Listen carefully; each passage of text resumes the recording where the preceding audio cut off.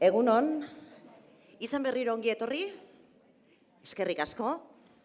Minutu gutxi batzuk gora bera, baina esan dezakeguneko puntua hasi garela. Atzo esan nizuen, atxaldeko ordua dela arriskutsua, goizekoa, ez da, xamurragoa. Badakigu, gaur gainera goizago, lehenago hasi garela, egunak hizketarako, gogoetarako, hausnarketarako, aukera asko dakartzalako eta danak baliatu nahi ditugu, eskerrak eman nahi dizkitzuet berriro, gurekin izateko beta hartu duzuelako.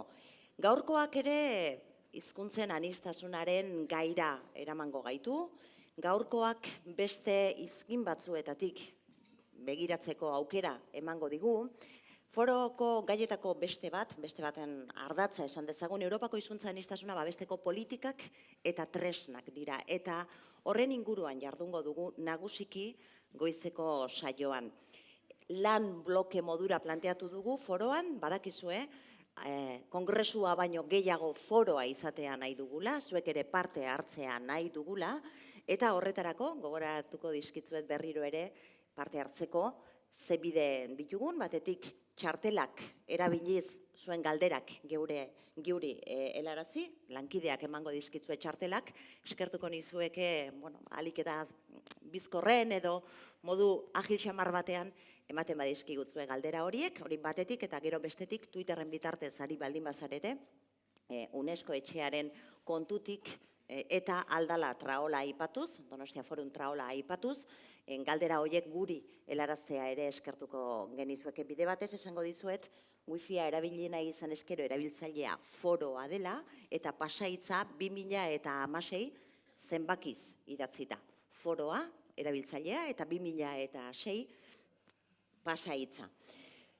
Kartaren egoera aztertuko dugu, oraingo honetan, hain zuzen ere, ez da dudarik eremurriko hizkuntzen Europako kartak izan duela eta izango duela zerregina eta zerresana hizkuntzen biziberritzean eta normalizazio bidean Europan. Karta hori zertan den azalduko dugu eta karta hori biziberritzeko eta karta hori hobetzeko proposamenak ere izango dira gaur egunean zehar. Baina lehen da biziko hurbilpena, berriro ere makrotik hasita eta gero ondoren xehetasunetara iritsi ahal izateko, kartaren egoera aurkeztea izango da, gaur egungo Europarentzat eta epe motz edo ertaineko etorkizuneko Europarentzat duen garrantzia azpimarratzeko, aurrera egiteko ideiak ere emateko. Hoi bezala, aurkezpen sistemaia ezagutzen duzue atzodanik, lankide batek edo pertsona batek egingo du horren kontestualizazioa eta ondoren aditu ekarpenak ere izango ditugu. Eta hain zuzen ere, kontestualizazio hori egiteko gurekin dugu Mikel Arregi, Euskara Bilatik, Euskararen Nafar Institutotik. Mikel, zuretzat.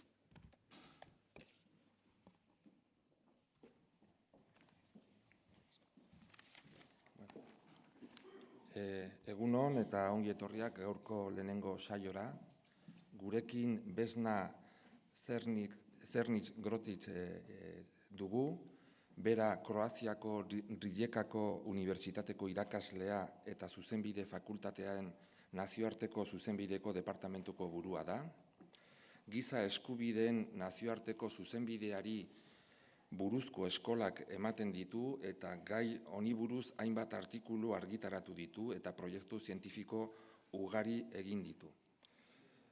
Gaur hemen dago dituen arduren artean hauxe ere duelako. 1988an Euroitunaren adituen batzordeko kide izendatu zuten eta 2013 urtetik aurrera presidentea da, batzorde horren presidentea da. Gaur aurkeztuko digun gaia ardura horrekin estuki lotua dago. Gaia hauxe da, eskualdetako edo eremu urriko hizkuntzen Europako Karta eta Europako hizkuntza politika.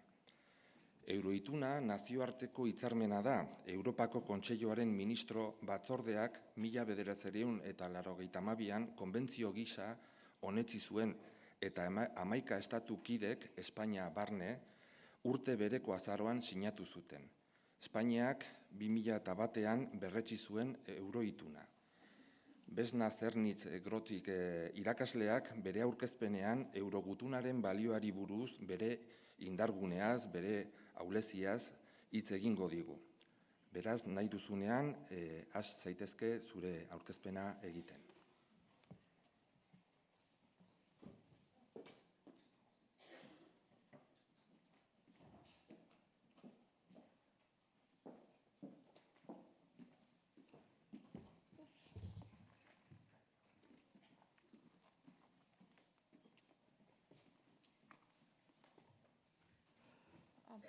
Good morning. I'm sorry, I've got too many things on me. So let me start with a few words of Basque that the Google translator helped me find. Egun on. Thank you. And of course, I would like first to thank the organizers for inviting me here to speak this morning. I hope you have all settled down and you are comfortable. And I'm also glad to see some of the familiar faces that I've been meeting in my work on the Charter, and especially as a rapporteur for Spain in several rounds. I am here, of course, as the chair of the Committee of Experts for the European Charter for Regional and Minority Languages, and I'm well aware of the interest that people in Spain have,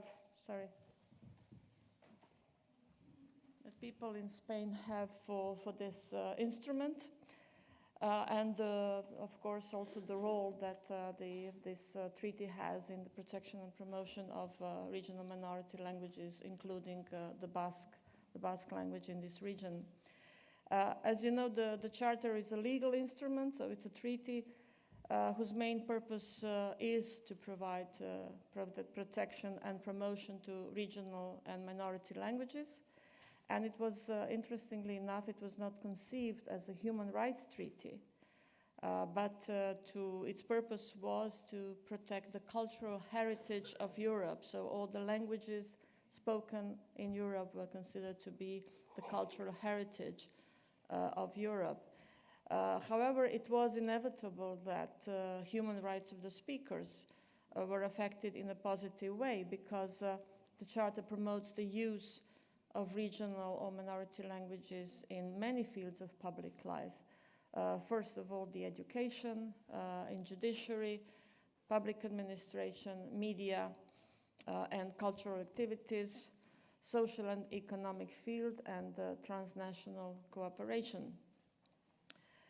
I know that many of you are familiar with the Charter's main features, but however, let me just remind you briefly of its main characteristics.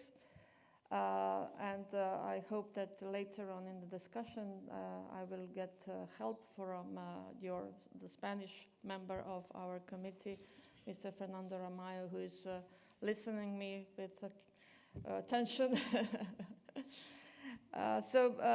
As you may know, the Charter is divided into two main parts, and they are called Part 2 and Part 3. So obviously Part 1 is something that is not of interest for the substance of the Charter.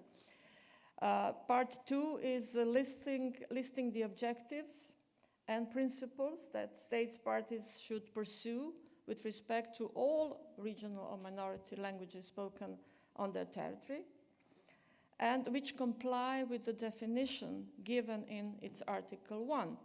And that is the languages traditionally used within a given territory of a state by its nationals and different from the official language or languages of that state. So whatever language can be covered by this definition, then it should also be considered to be covered by at least Part 2 of the Charter. With respect to definition, the Charter specifically excludes languages of the migrants or dialects of the official language of the state. In practice, however, there are sometimes problems concerning a particular language. Is it a dialect? Is it an immigrant language, or is it a minority language with a separate identity? It is up to the states parties to determine which languages comply with the definition. However, full regard has to be taken also of the wishes of the speakers of that particular language. In some states parties, such as Spain, confusion about the status of regional or minority languages occurred because the authorities understood that this definition includes only languages with co-official status on a defined part of the territory. However, the Committee of Experts interprets Article 1 to cover all languages that comply with the definition contained in it, in Article 1, and maintains that parties are obliged to take them into account in designing policies, legislation, and practice as provided for under Part 2. Its Part 3, on the other hand, is based on the so-called menu system. So a menu, like when you go to a restaurant and you are offered a menu and you can pick and choose what do you want to have from this menu. So the Charter has a menu system providing that when ratifying, states are free to choose a certain number of obligations, and the minimum is set at 35 obligations, among those offered by Articles 8 to Article 14, for some or all of the regional or minority languages spoken on their territory. So these articles cover these various fields of public life, and they also provide various levels of stringency of undertakings in order to allow states parties to choose the appropriate level to a concrete situation of each language. Perhaps just for an illustration, in education, states can choose between offering a language as a subject, so teaching of the language, or they can choose to have a substantial part of the education in that language, or they can choose to have the entire education with the teaching of the official language. So the entire education in the minority language, but with the teaching of the official language. So this is what is offered, and states are free to choose one of those offered undertakings. However, not all states used this opportunity, but chose the same level of commitments for all languages, regardless of their size or of their status. The upside of this approach is to demonstrate that all regional or minority languages deserve some level of promotion and protection. The downside, however, is that the level of implementation of the Charter for some of them remains very low and with very little prospect of improving in the near future. So the main difference between Part 2 and Part 3 of the Charter is the level of specific commitments that states parties undertake. Part 2 provides for basic principles and the objectives that have to be pursued, for example, to encourage the use of minority languages in private and in public. That's one general objective given under Part 2. But if you compare that to some of the articles under Part 3, the states parties, for example, may choose specific obligations in broadcasting media, public or private, radio and or TV, etc., etc. So there is a difference in the nature of the obligation. The Charter, of course, provides for monitoring based on states parties' reports every 3 years and other available information that we gather, for example, on what we call the on-the-spot visits. So where we meet the speakers, where we meet the representatives of the speakers and talk to them and gather information directly from them. And then we make our own report, and we present our report to the Committee of Ministers, which is the body of the Council of Europe, as I usually say, with the muscles. They are the body consisting of foreign ministers of member states of the Council of Europe, and they have the power to issue recommendations that the states have to follow. The Committee of Ministers, of course, is free to change our proposal of recommendations because it's the list of recommendations, belongs to them, so to speak. It's in their remit. Just to remind ourselves briefly of the case of Spain. In its ratification instrument, Spain used a somewhat cryptic language, declaring the language is protected by Part 3 in the following way. So now I quote, Spain declares that for the purposes of the mentioned articles, are considered as regional or minority languages. The language is recognized as official languages in the statutes of autonomy of the autonomous communities of the Basque Country, Catalonia, Balearic Islands, Galicia, Valencia, and Navarra. For the same purposes, Spain also declares that the language is protected by the statutes of autonomy in the territories where they are traditionally spoken, are also considered as regional or minority languages. So no mention of the languages as such, no names, no definition of the specific territory where these languages are spoken. And this was very important for us as the Committee of Experts because Part 3 needs these definitions. We have to define what languages and in which territories are protected.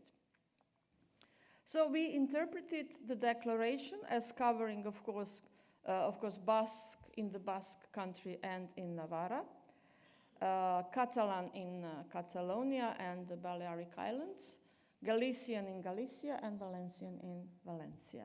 And due to the changes made in the Statute of Catalonia, the Statute of Autonomy, the Committee of Experts now considers also Aranese in Catalonia to be covered as Part 3 language.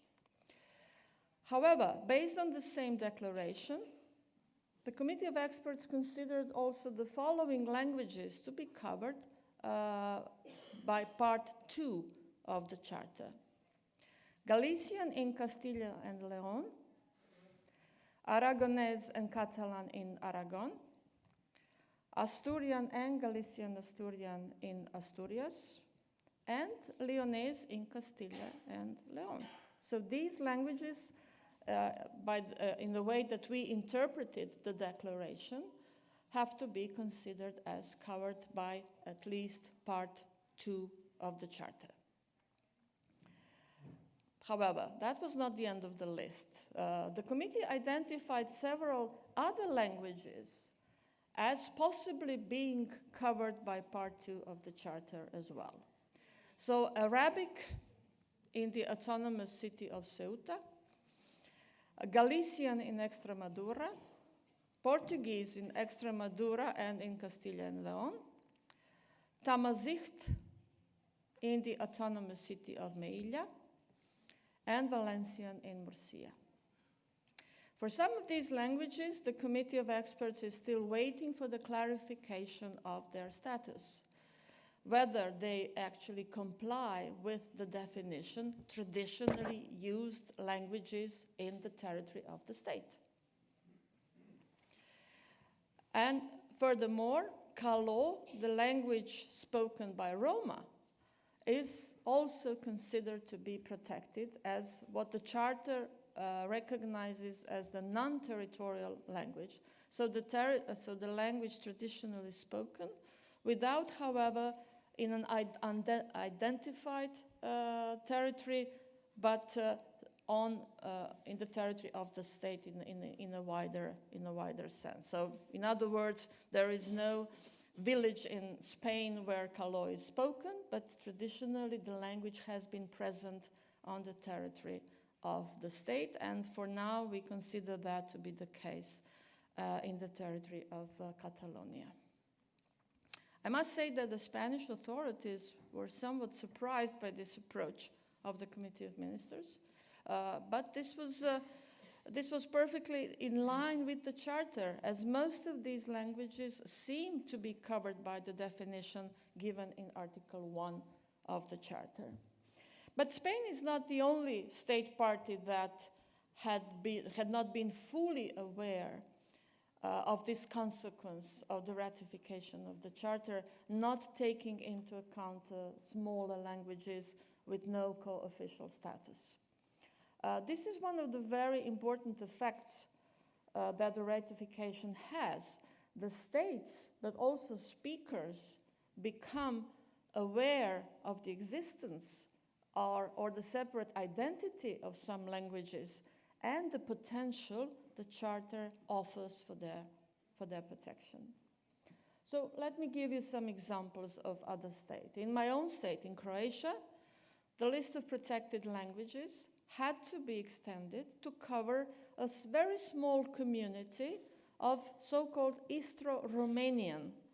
So that is the language spoken by the small community of shepherds who came to Croatia in the 16th century, and they lost a separate national identity, so they are considered to be Croats, but they kept this language which has some connection with the Romanian spoken today. So this is Istro-Romanian, and we asked the authorities to recognize it as a separate language that has to be protected, at least by Part 2 of the Charter. When Slovenia ratified the Charter, they forgot about German, because German was traditionally spoken in a very small part of Slovenia. After World War II, most of them were expelled, but then still there is this community of the German speakers, and that language deserves to be protected by the Charter. Slovenia also had a problem with languages, the Croatian language and the Serbian language, because there is a dispute, an ongoing dispute between the Committee of Experts and the Slovenian authorities.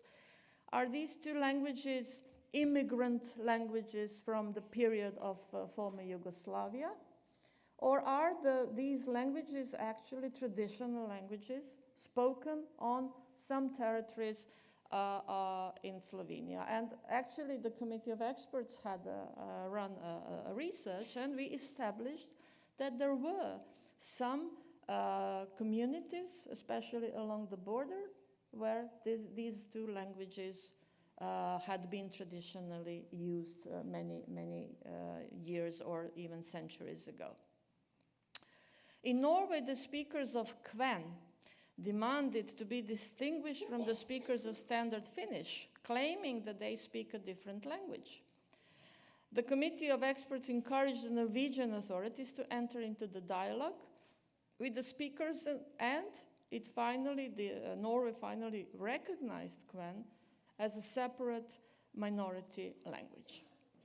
Furthermore, Norway and other Scandinavian countries ratified for the Sami language, singular, when in fact several Sami languages are spoken there. Some of them not even mutually intelligible, but they are covered by the Sami language in the ratification instrument.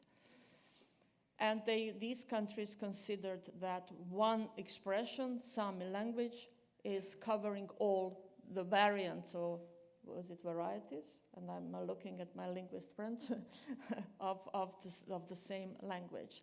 And it's an interesting dynamics that actually in almost every monitoring round, there's a new Sami language popping up. Because as the speakers become aware of the possibility to be protected under the Charter, they claim their separate identity.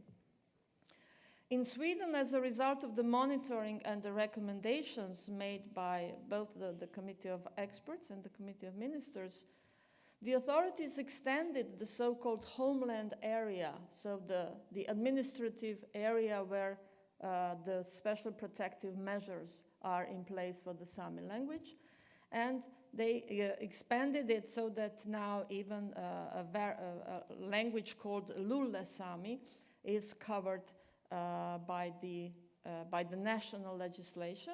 Although even without that change in the national legislation, the Committee of Experts considered that this Sami language was also covered by the Charter. In all cases, the committee has always tried to follow the principle that the ratification should make sense. If the state chose a certain undertaking, it must strive to implement it, so regardless of the national legislation. The recognition of a regional or minority language is one of the first steps required by state party of the Charter. This is usually necessary at the national level for enabling legal and practical measures in education, culture, in public life, etc. For some states, The ratification instrument was the first such step, because this was the first time that these languages have been officially recognized. For example, a number of languages in the Netherlands, for the number of languages, that was the first official act of recognition. Although the formal recognition is not something that is really necessary for the application of the Charter, the Committee of Experts will look into the actual existence of the language, whether the language is there and whether the language is spoken, and then whether the language deserves the protection.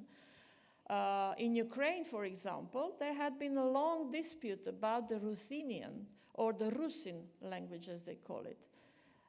The authorities consider that to be a dialect of Ukrainian, but the speakers consider that to be a separate language. And what is more interesting, in some other states, that language is recognized as a separate language. For example, in Croatia, in Serbia, in Hungary, this language is recognized as a separate language.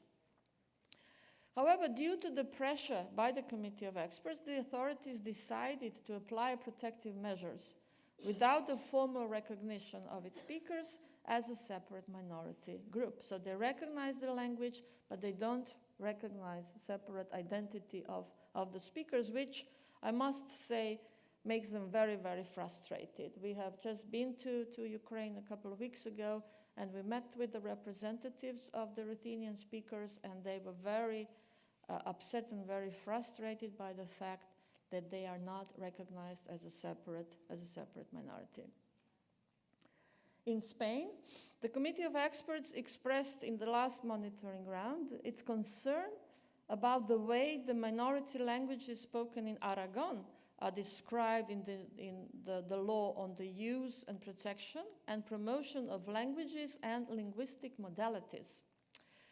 It makes no explicit reference to the names of the traditional minority languages, which are Aragonese and Catalan, and the Committee of Experts will probably pursue this further in the next monitoring round. So looking back at Spain, the languages with the co-official status enjoy a wide protection both under the Charter and the national legislation at the level of the autonomous communities. The Part 3 languages, by and large, enjoy political support in their autonomous communities in the fields under their competence. In most cases, education will be satisfactory. In case of Basque, we've noticed the popularity of the Model D that is now spreading also in the mixed zone of Navarre, and I understand also in the zona non vascófona, so that's a good sign for the protection and promotion of the language. We find a very positive sign of the cooperation between the Basque country and Navarre on the issue of the Basque language. Over the years, we have followed the changes in the political support in Navarra, reflected in exchanges or not, so depending on the political power there, exchanges of textbooks for schools, or the broadcasting of the TV program across the border, which is in international law not really a border, but obviously in the Spanish context it's a real border. I'm glad to learn that the relationship is still positive and that the two sides are working for the interest of the language. More cooperation is still needed between Catalonia and Valencia. That should probably overcome their dispute over the common language and work together in the relevant fields in accordance with the Charter. The fourth evaluation report on the application of the Charter in Spain that was published earlier this year, however, showed that certain difficulties have persisted in Spain. The interest of the central authorities has remained almost invisible, as if they have no responsibility for the implementation of the Charter. The rule of international law, however, is that the state as such is responsible for the implementation of all treaties, regardless of the division among federal or administrative units. The lack of engagement of the central authorities is seen, for example, in the impediment in judiciary by the famous Article 231 of the Organic Act on Judicial Power. It provides for the possibility of using the official language of the corresponding autonomous community in court proceedings if none of the parties objects.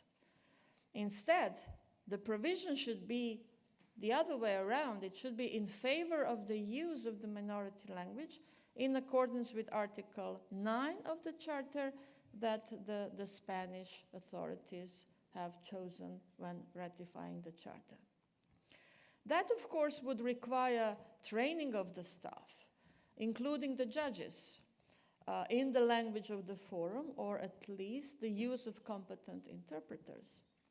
However, we know that the system of rotation of judges in Spain is not favorable to this undertaking, with the possible exception of Catalan, where we understand that there is a number of lawyers who take exam in Catalan.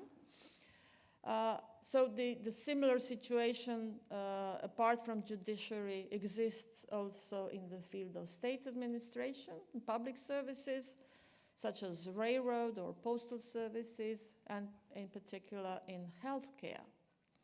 The lack of support or initiative by the central authorities affects negatively most of the efforts taken by the autonomous communities in these fields, because they can only go this high, and then the upper echelon of competence, so to speak, belongs to the central authorities, and they should take up their responsibility.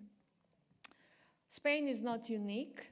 This similar problem exists in Germany, another federal state, or a federal state, remains, the central authorities there dispatched the responsibilities to the federal units, the Länder, refusing their duty to provide the necessary legislation for the effective implementation of the Charter, and that remains a problem.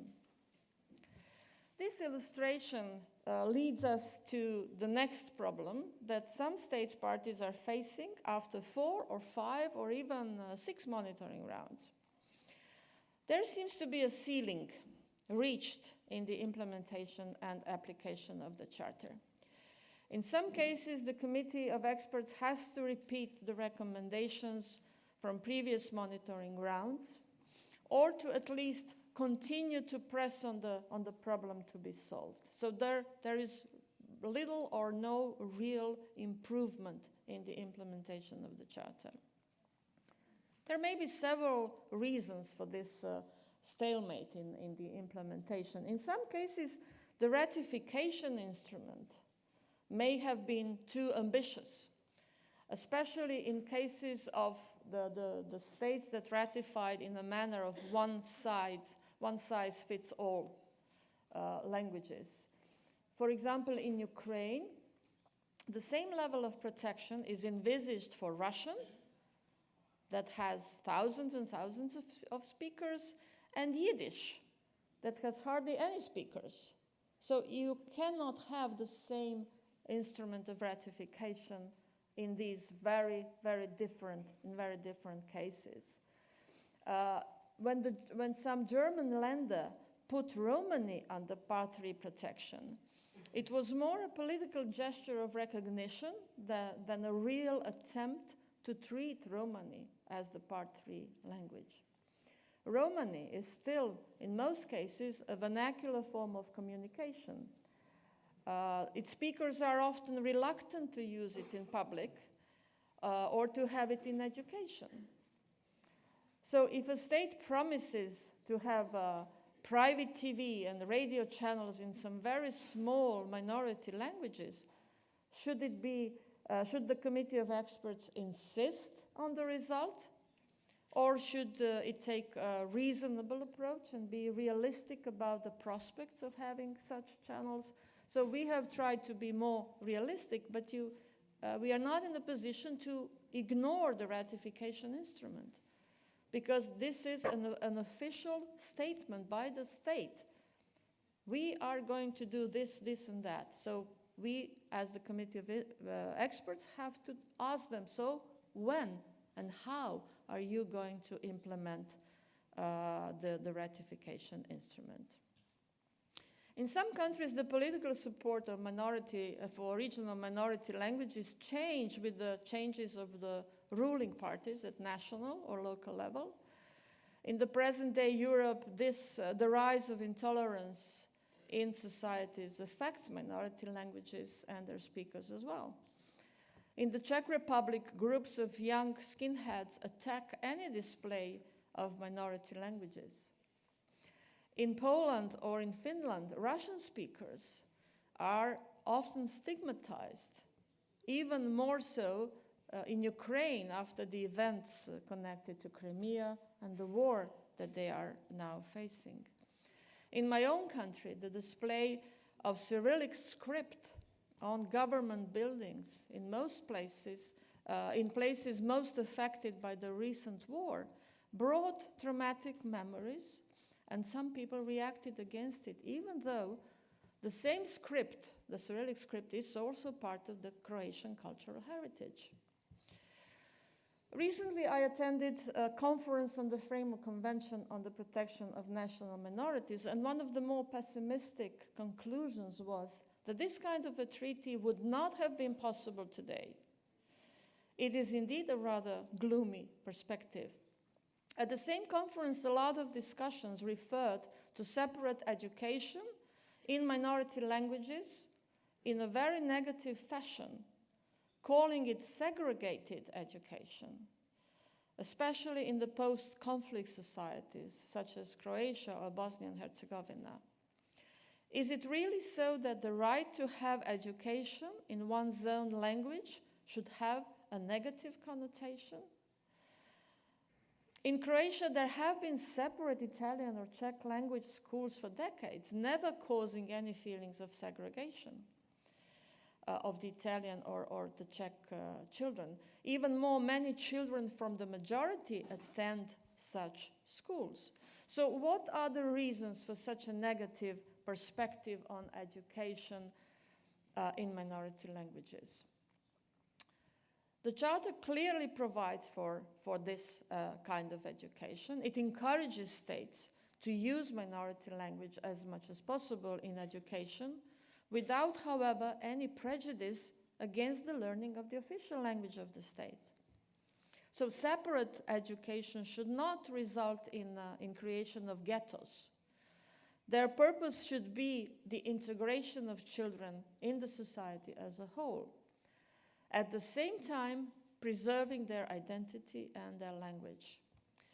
Including children from the majority in various forms can help the realization of this goal.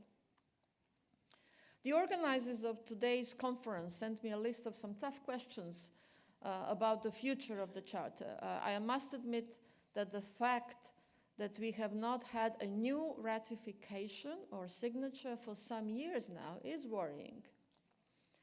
The Charter has 25 states parties out of 47 member states of the Council of Europe. The Framework Convention stopped at 39.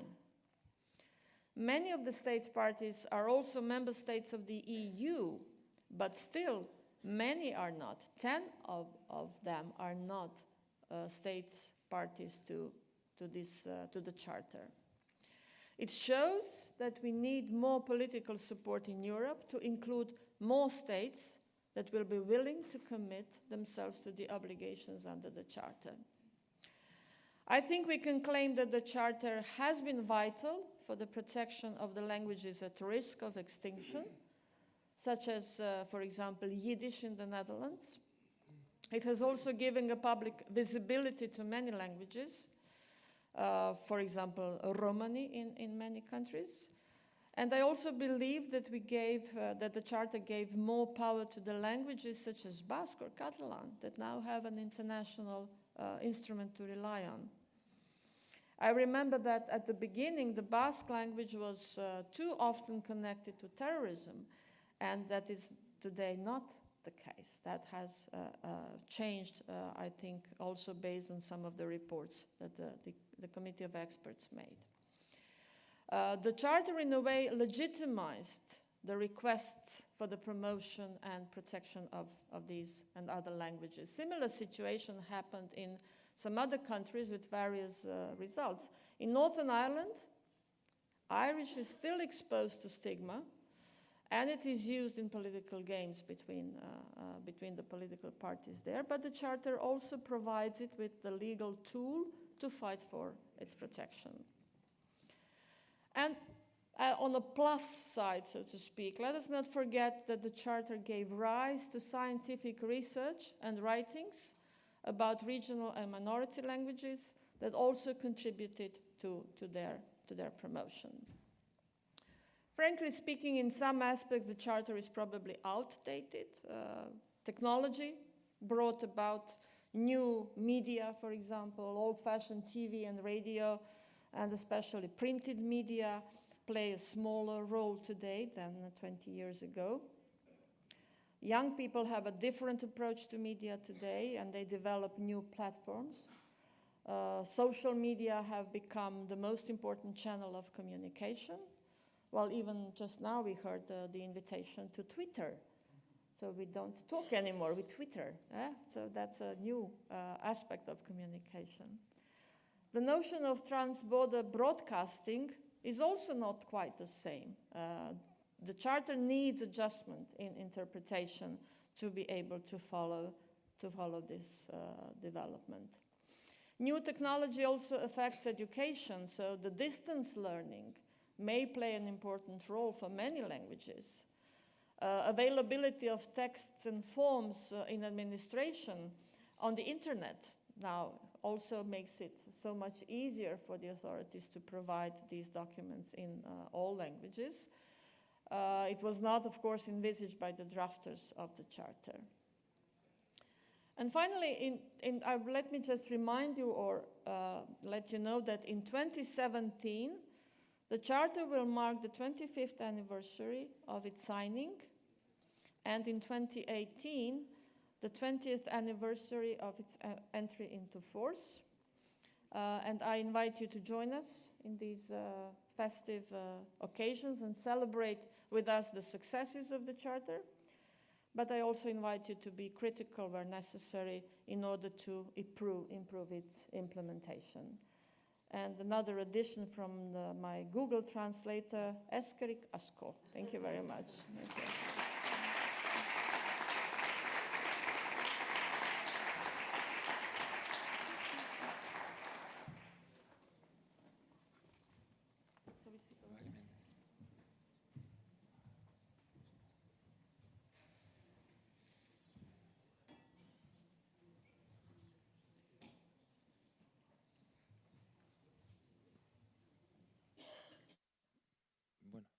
Entzuten da, bai. Eskerrik asko egin duzun aurkezpenagatik. Oso interesgarria izan da, eta nik, galderen txanda irekitzeko lehenengo galdera planteatuko dizut. Abiatuta gainera, nik hobekien ezagutzen dudan errealitatetik, Nafarroako errealitatetik.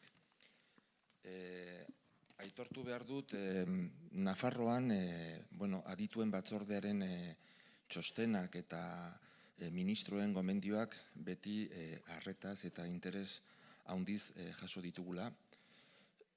Nafarroan Euskaldunon eskubideen aitortza oso ezberdina delako hango legeek ezartzen duten zonifikazioaren ondorioz. Azken txostenean eta gomendioetan ze betetzen den jasota dago, eta hori onartu behar da, eta aurrera pausoak ematen direla ere onartu behar da, baina bestaldetik gabeziak edo non dauden aipatu egiten da, ez? Gaur aipatu duzu, justizian, zerbitzu publikoetan, osasun zerbitzuetan, hezkuntza arloan, oraindik arazoak ere badaudela, ez? Nafarroan azken urtean, edo azken urte terdian, izan dugun esperientzia da, hor agertzen diren gomendioak betetzeko alegina egin ezkero gauzak hobetu daitezkela. Baina horrek ere erakusten du, naiz eta gomendio horiek egon, betetzeko alegina ez bada egiten, ez dala ezer gertatzen, neurrinde batean, ez? Hau da, estatuek eta tokiko administrazioek konpromiso batzuk hartu dituzte, bere buruari konpromiso batzuk ezarri dizkiote, baina gero ez badira betetzen, gauzak hor geratzen dira. Azpimarratu duzu batzutan sabaia jote den sensazioa, ez? Orduan nire galdera da, zer egin beharko litzateken, zerbait egin badaiteke, betetzen ez direnen kasuan, ohartzeko konpromiso horiek guk gure administrazioek hartu dituztela. Ez, ea tresnak ote dauden edo ze tresnak jarri beharko lirateken betetzeko gomendioak eta txostenean agertzen diren oharrak.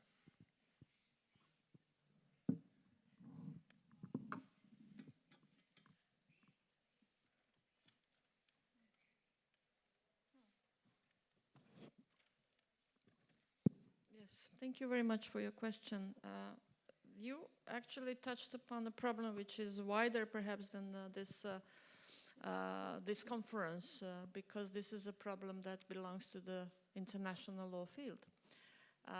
If you have a legal commitment, then the state is expected to deliver on the commitment and on the promises it made. There is no real sanction in terms of fine or something like that in most of the cases under international law, but there is this feeling of obligation that states have to respect. So when Spain ratified the Charter with a certain promises, internationally it is expected to deliver. What is needed, what our committee can do, we can pursue and we can continue with the pressure, with the recommendations that we make. But what is necessary is to come from the inside of the Spanish society and to have the political consensus on the improvement of the situation of minority languages. As I said, there seemed to be a ceiling reached, and so you need an extra effort to overcome the ceiling, especially in these difficult fields, such as judiciary and the health service, for example. To have judges using the language in the proceedings, it takes much more. It takes also not just the training in the language, but also the legal training. I mean, I may be able to speak English, but I wouldn't be able to run the proceedings in English, in an English court. I need education in English law and in English legal terminology, and all the background has to be widened, which is where the universities should step in, and they should offer programs for lawyers also in the minority languages, so that you have actually judges who will be able to run the proceedings in these languages. So an additional effort is needed, especially on the side of the central authorities, to make the legal framework favorable for the use of minority languages, but also other players in the society have to step in and to enable the use of minority languages in all the fields covered by the Charter's ratification instrument. Thank you. daude honen inguruan, saiatuko naiz ahalik eta gehienak, denboraz larri gabiltza, baina ahalik eta gehienak orain ematen, gero ere, hain justu ere, gai honen inguruan jarraituko dugu eztabaidan beraz, lekua izango dute. Egin duzun galderaren bidetik, Mikel, jende asko hartu du parte, horixe bera azpimarratuz, ezta? Karta ez betetzea egotzi izan zaio Espainiar Estatuari, baita Nafar administrazioari ere bai, ez dute karta betetzeko neurririk hartu, bestetik Frantziak ez du eurogutuna berretsi, derrigorrezkotasunik betearazteko neurririk eta eskubide urraketen ondoriozko isunik gabe zertan lagun dezaken eurogutunak. Hoxe galdetzen dute, baita ere kasua eramaten duten Galizia aldera eta horixe bera azpimarratzen da, ez da? Eta bukaeran esaldia esaten du, son ilegales respecto de ellos mismos, alegia onartu egin da, eta kasu horretan zer egin. Eta honen gainean, eta ja banoa galderara, parte hartzen ari den beste lagun batek dio, eskerrik asko nire perspektiba aldatzeagatik, orain ulertzen dut, hizkuntza bat espada erabiltzen desagertu daiteke, beste baten erabilera masiboaren aurrean, eta Espainiako kasuan gaztelaniaren aurrean. Zer egin dezake herritarrak? Eurogutunari ekarpenak egin altzaizkio, egin aldizkio herritar soil batek, eta hala baldin bada nola, eta hala ez bada zergaitik.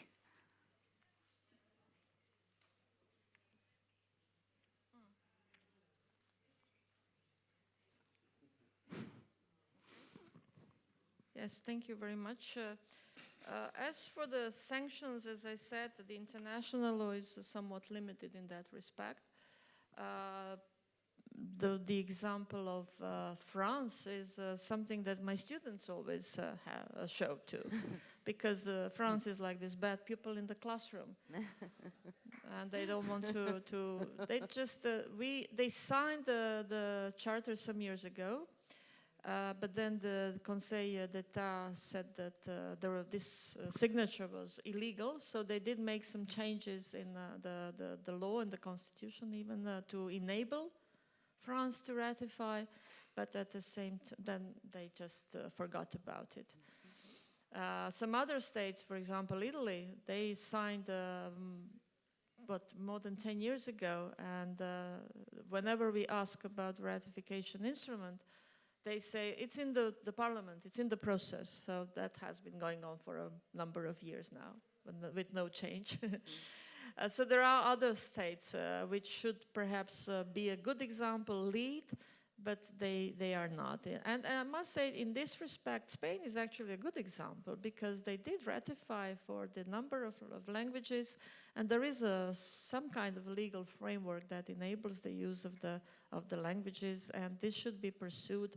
And I think Spain, regardless of the critics that are justified, also needs to be praised for the effort that they made.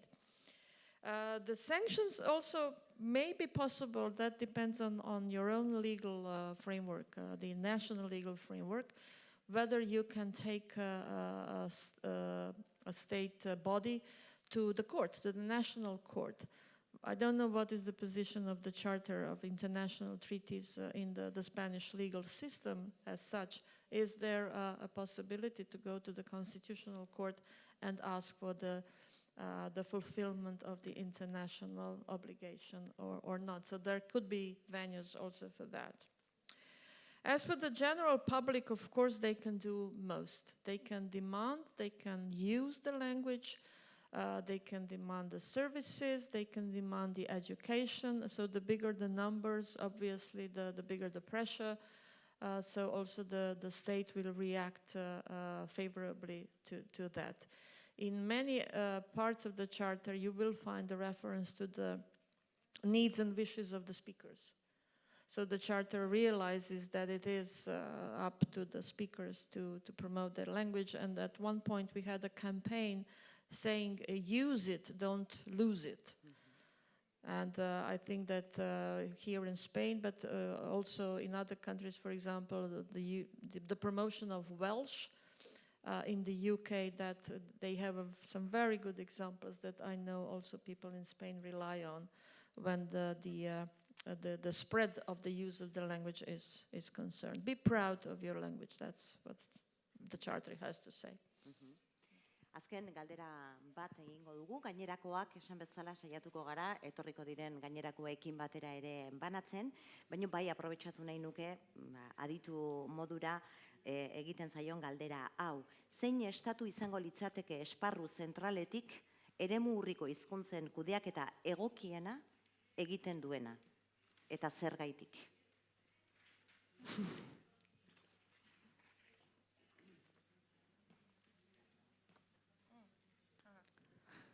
That's a good question. We have not yet organized the contest for the best country, but we may want to do that in this anniversary's context. From the top of my head, I would say Switzerland, perhaps, because of the long tradition of the respect of these languages, and they are considered the national languages.